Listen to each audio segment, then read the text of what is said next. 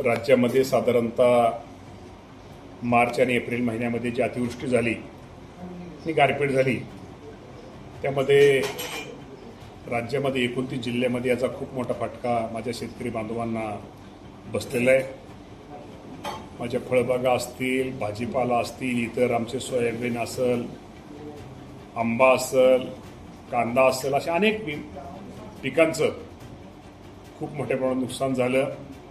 साधारणतः राज्याचा जर आज विचार करायचा झाला तर साधारणतः आजच्या आकडेवारीनुसार राज्यामध्ये 2,04,000 हेक्टरवरती साधारण एकरात जर हिशोब केला तर 5,12,000 एकर क्षेत्राचं नुकसान या राज्यामध्ये माझ्या शेतकरी बांधवांचं या अतिवृष्टीमुळं आणि अवकाळी पावसामुळं झालेलं आहे।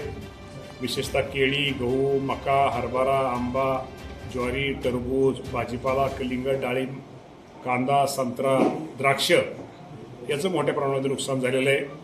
आणि काल आज 4 तारीख आहे आणि 4 दिवसामध्ये पुन्हा एकदा पाऊस जोरात पडलेला आहे। साधारणतः एप्रिल महिन्यामध्ये 29 जिल्ह्यापेक्षा 14 तालुक्यामध्ये याचं खूप मोठ्या प्रमाणामध्ये 16 जिल्ह्यामध्ये एप्रिल महिन्यामध्ये मोठं नुकसान झालेलं आहे। त्यामध्ये साधारणतः ते पण पिकं ही आहेत, त्यामुळं राज्यामध्ये एकूण नुकसान हे साधारणतः 5,12,000 एकर या प्रमाणात झालेलं आहे। आणि ज्या ज्या शेतकऱ्यांचं या अवकाळीमुळे नुकसान झालेलं आहे, हातातोंडास आलेला घास माझ्या शेतकऱ्यांचा हा वाया गेलेला आहे, त्या सर्व शेतकऱ्यांना साठी राज्याचे मुख्यमंत्री देवेंद्र फडणवीस साहेब असतील, दोन्ही उपमुख्यमंत्री असतील आणि कृषी विभाग आणि महसूल विभागाच्या माध्यमातून या नुकसान भरपाईचे पंचनाम्याचं काम युद्धपातळीवर सुरू आहे।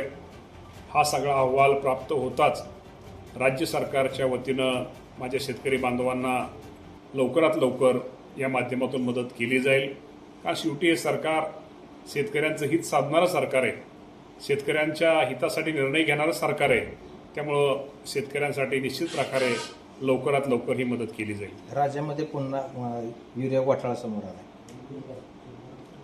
आज राज्यामध्ये ही गोष्ट खरी आहे की अशा गोष्टीमध्ये आपल्याला माहिती आहे की खरीप हंगाम हा आपल्या राज्यामध्ये कृषी क्षेत्रात, शेती क्षेत्राच्या दृष्टीने हा मोठा असतो। त्यामध्ये शेतकऱ्यांची मागणी युरिया, DAP ह्यासाठी खूप मोठ्या प्रमाणात असते।